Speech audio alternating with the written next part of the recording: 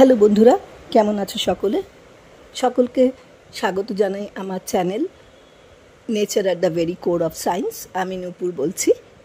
আজকে এখন কলকাতায় 16 তারিখ সকাল 9:40 বাজে। অনেক কিছুই ঘটে যাচ্ছে কলকাতায়, কিছু সুখের, কিছু অত্যন্ত দুঃখের। আমি সেগুলো নিয়ে পরে একটা ভিডিও করব, আমার এবারের কলকাতা ভ্রমণের নানা অন্দি সন্ধি নিয়ে। কিন্তু এই মুহূর্তে আবার আমি চলে যাচ্ছি আমার বইয়ের লাইব্রেরি। সেগুলো সব ঝেড়ে ঝুড়ে পরিষ্কার করছিলাম। সেখান থেকেই বেরিয়ে গেল আর একটা অমূল্য রত্ন। এই বইগুলো যে আমার এত প্রিয়, আমার মনে হয় অনেক পার্থিব জিনিসকে আমি ত্যাগ করতে আমার খুব একটা মায়া হবে না, কিন্তু এই বইগুলো ছিঁড়ে ঝুরঝুর হয়ে গেলেও আমি এগুলোকে কিছুতেই ফেলতে পারি না। আমার বুকে লাগে, মনে হয় ওরা আমার আত্মার বন্ধু। ওদের কোনো একটাকে ফেলে দেওয়া মানে আমার আত্মার থেকেই কিছু অংশ খুবলে ছিঁড়ে নিয়ে নেওয়া। সেটা তো আমি কখনোই মেনে নেব না। তো যাই হোক, আজকের এই বইটা আমি খুঁজতে খুঁজতে পেয়ে গেলাম, পথের কবি কিশলয় ঠাকুর। এরকম বইয়ের সন্ধান আজকালকার দিনে বোধহয় খুব কম লোকেই জানে, কারণ এই বইগুলো অত্যন্ত বিরল। কিশলয় ঠাকুরের লেখা এই বইটি একটা, বলতে পারো একটা কালের প্রামাণ্য নিয়ে আসে। আর এই বইয়ের ভূমিকাতেই লেখক সেটা বলেছেন যে এটা একটা অদ্ভুত ভূমিকা, এমন ভূমিকা যার ভূমিই নেই, না থাক তবু দৃশ্য আছে, রৌদ্র রূপ গন্ধ রস সব আছে। বইয়ের নাম পথের কবি। আর কে যেন সেই কবি? কবির নাম বিভূতিভূষণ। এই বইটা আমাকে আমার বন্ধু পলি উপহার দিয়েছিল, সযত্নে রাখা ছিল আমার বইয়ের আলমারিতে। আজকে পরিষ্কার করতে গিয়ে আমি আবার সেটা নিয়ে বসে পড়লাম। অনেক ঘন্টা চলে গেল, অন্য সব কাজ মাথায় উঠল। তারপর মনে হলো, না, এই 13 নম্বর চ্যাপ্টারটা আমি যদি নাকি শেয়ার করতে না পারি আমার পাঠক মণ্ডলীর সঙ্গে, তাহলে আমার নিজের আত্মার শান্তি হবে না। তাই জন্য এই ভূমিকার অবতারণা আমি গল্প শুরু করি তাহলে লেখা বইটি থেকে পাঠ করে। জ্যৈষ্ঠের পরন্ত বেলা, আম কাঁঠালের গন্ধমাতাল বারাকপুরের বন পবন। খেলাত স্কুলের গরমের ছুটি পড়ে গিয়েছে। বিভূতিভূষণ এখন বারাকপুরে। সালটা 1932। রোয়াকে বসে বই পড়ছিলেন।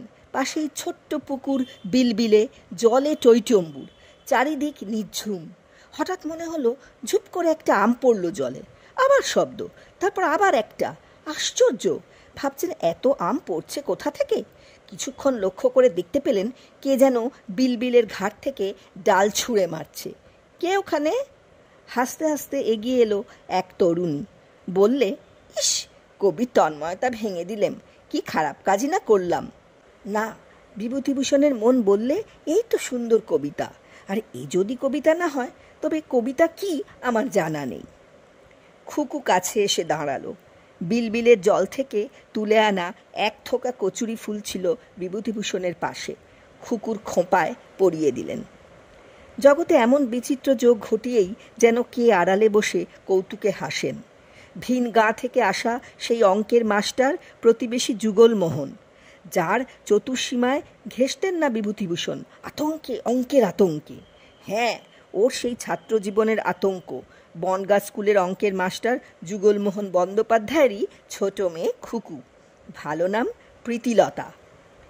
আজ আর ছাত্র নন বিভূতিভূষণ, স্বয়ং শিক্ষক। যুগলমোহনও অবসরপ্রাপ্ত। তাঁরই মেয়ে খুকু এখন ছাত্রীর মতো স্লেট পেন্সিল নিয়ে হাজির হলো বিভূতিভূষণের কাছে। সে এক বিচিত্র যোগ বই কি। ঘরে বসে স্বামী স্ত্রীতে কথা।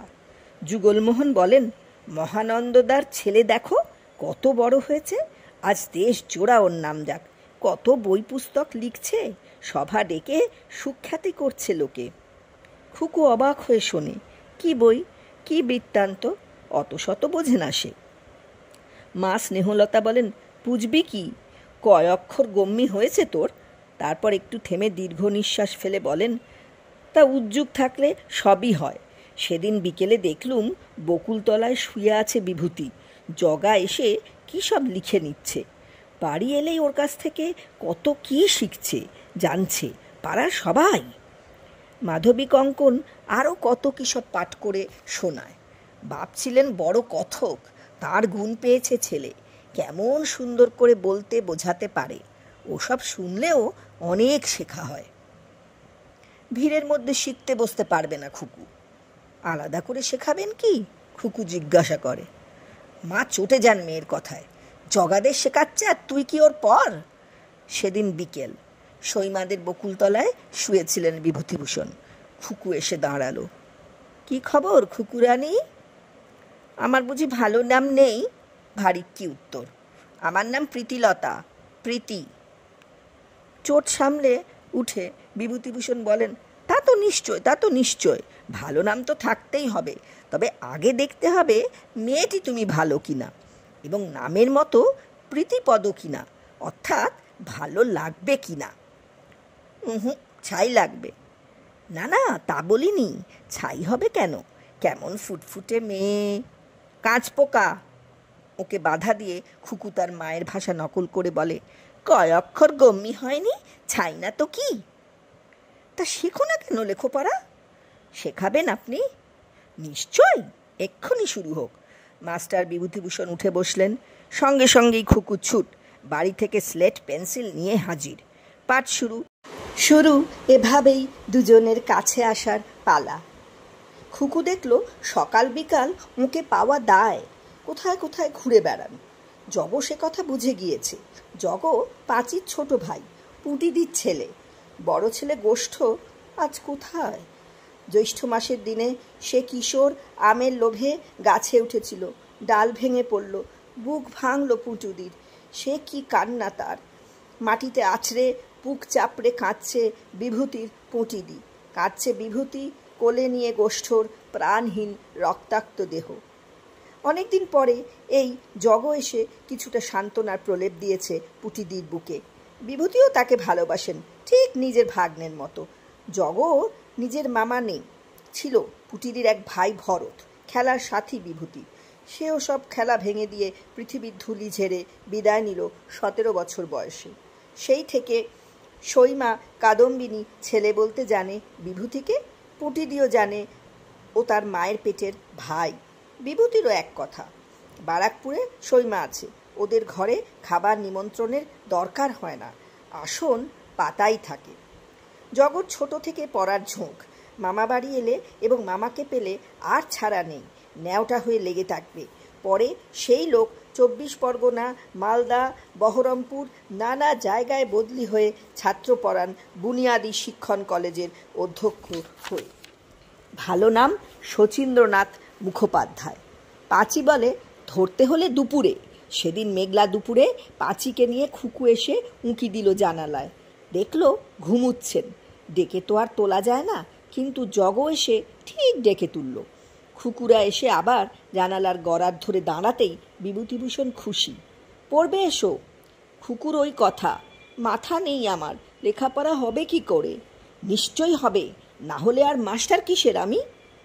আশ্বাসে আশ্বাসে ওকে উৎসাহিত করেন বিভূতিভূষণ। তারপরে পড়ানোর অন্য কৌশল ধরেন। বলেন, এসো আজ গল্প হোক। রোয়াকে বসে জগ, পাঁচি, খুকুকে সূর্যের গল্প বললেন। খুকুর আগ্রহ বেশি, বললে, চাঁদের গল্প বলুন।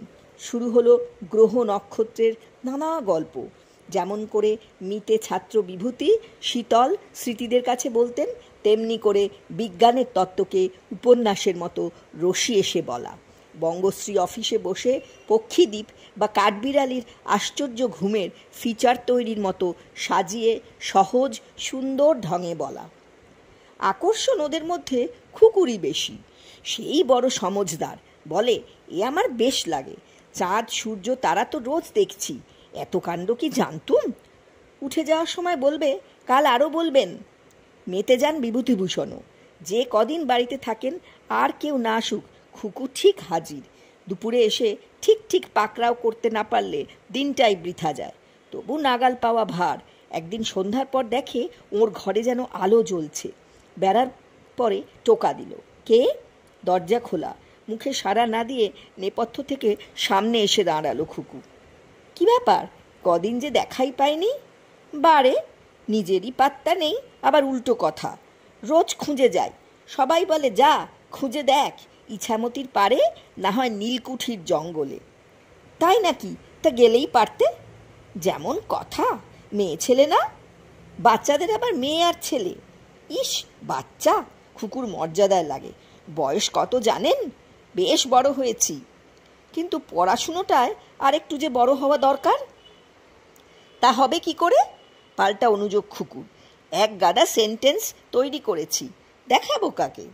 ওহ, সেই কথা, এক্ষুনি নিয়ে এসো। বাড়িতে ছুটে এসেই মাকে বলল খুকু কথাটা।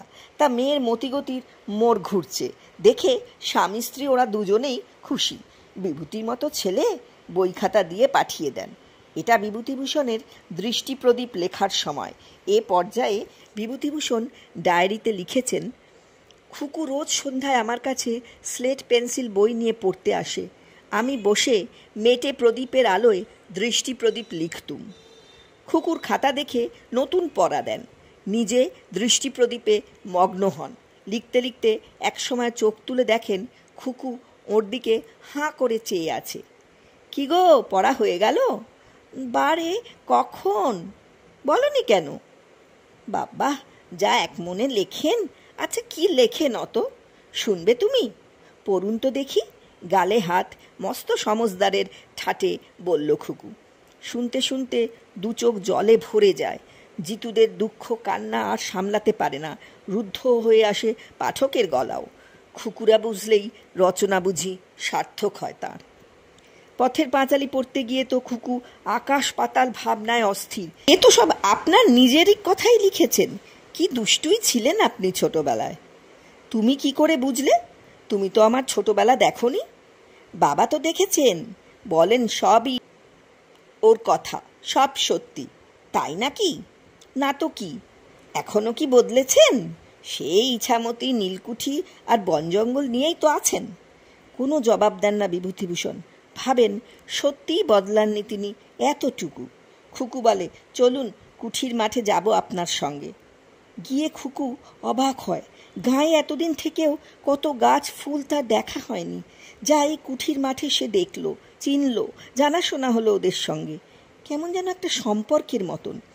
ফিরে বিভূতিভূষণ বললেন, এসো ইছামতিতে সাঁতার কাটি। কি এক সম্মোহন যেন ছড়িয়েছেন খুকুর পরে বিভূতিভূষণ। সে আহ্বানে ও সাড়া না দিয়ে পারে না। গরমের জ্যোৎস্না রাতে দুজনে মিলে স্নান সাঁতারের পালা। কদিনে এমন হলো যে খুকু ছাড়া আর যেন সময় কাটে না। সকালে এসে ঘর ঝাড় দিয়ে কাগজ কলম গুছিয়ে দেবে খুকু, নাইতে গেলে সঙ্গ নেবে। বিকালের দূরপাল্লার ভ্রমণে অবশ্য সবসময় সঙ্গে যায় না। সন্ধ্যার পর থেকে ঘরে বাতি জ্বললেই উকি দেবে, এলেন কি? বনগা গেলে মিতের সঙ্গে গল্পে গল্পে বারে বারে খুকুর কথা আসবে। কলকাতায় এসে নীরদের বাড়িতে খই ফোটাবেন খুকুর নামে, তবে সাবধানে। নীরদের সামনে বেশি নয়, সুবিধা হয় বন্ধুপত্নী অমিয়ার কাছে। পাহাড় এবং শহরের মেয়ে অমিয়া একটি নদী লালিতা গ্রাম্যবালার কাহিনী শুনবে ওর মুখে। খুকুর খোঁপায় সেই কচুরি ফুল গুজে দেওয়ার গল্প বলতে বলতে আবেগে নিজেই আপ্লুত হবেন। আহা, ফুলটা ভারী মানিয়েছিল ওর খোঁপায়। অমিয়াও মুগ্ধ। তার মুখে এই কচুরিপানা ফুলের সৌন্দর্যের কথা শুনে আমার নিজেরও একটা অদ্ভুত আকর্ষণ হয়ে গেল এই ফুলটার ওপর। অমিয়ার কথা, আমি পাহাড়ের মেয়ে, কচুরিপানা আগে আর কোথায় দেখব, কিন্তু আজকাল যখনই কোথাও জলের মধ্যে সেই বেগুনি রঙের সুন্দর ফুলের থোকাটি দেখি, তার সৌন্দর্য উপভোগ না করে পারি না। সুপ্রভার কাছেও না বলে পারেন না খুকুর কথা। খুকুর কাছেই কি লুকোনো চলে সুপ্রভা প্রসঙ্গ? জ্যোৎস্না রাতে বেড়ার পাশ দিয়ে আস্তে আস্তে খুকুর আগমন। বিভূতিভূষণ অপ্রস্তুত। খুকু হাত পাতে। ওটা কার চিঠি দেখব? মেয়েলি লেখা যেন। সুপ্রভার লেখা চিঠিখানা পড়ে অবাক লাগে খুকুর। কত কথা লিখেছে, ইস! আবার বলছে খামে করে বকুল ফুল পাঠাতে। বলেই উঠে যাচ্ছিল, ধরে ফেললেন বিভূতিভূষণ। কি হলো, কিছু বললে না যে? না না, কিচ্ছু না বলে হাতটা ছাড়িয়ে নিতে চেষ্টা করলে প্রথমে, না পেরে বসলো। কিছুক্ষণ চুপ করে থাকলো, তারপরে বললে, আচ্ছা, মেয়েটা খুব সুন্দর দেখতে না? না, তোমার মতো চাপাকলি মোটেই নয়, আমার চাইতেও কালো। যান আপনি, মিথ্যে কথা সব। আমি জানি খুব সুন্দর সে, আর শিক্ষিতাও। হ্যাঁ, শিক্ষিতা, এমএ দিচ্ছে এবার। সে কি আপনার চাইতেও বেশি পড়েছে? অনেক বেশি। তবে আপনার সঙ্গে ভাব করতে চায় কেন? আমি কেন ভাব করতে চাইছি তোমার সঙ্গে? ওমা, কি কথা বলেই ছুট। পরে এসেই বলবে, আচ্ছা, ওই মেয়েটা আপনাকে খুব চিঠি লেখে না? কেন বলো তো? বিভূতিভূষণ হাসেন। কি যেন ভাবে খুকু, তারপর বলে, এবার একখানা চিঠি লিখব আপনি কলকাতা গেলে। বেশ তো, ভালোই হবে। কলকাতা এসে অনেক দিন একটা কাঁচা হাতের লেখা চিঠির আশায় কাটালেন বিভূতিভূষণ। কোনো চিঠি এলো না। বারাকপুর ফিরেই অভিযোগ করলেন, কই, দিলে না তো চিঠি? ক্ষমা চাইল খুকু। লেখা হয়ে গেছে, কিন্তু ডাকে দেব কি করে? কাউকে বললে যে জেনে যাবে সবাই। তবে হাতে দাও। সে আমি পারবো না। কেন? খুকু লজ্জায় রক্তিম।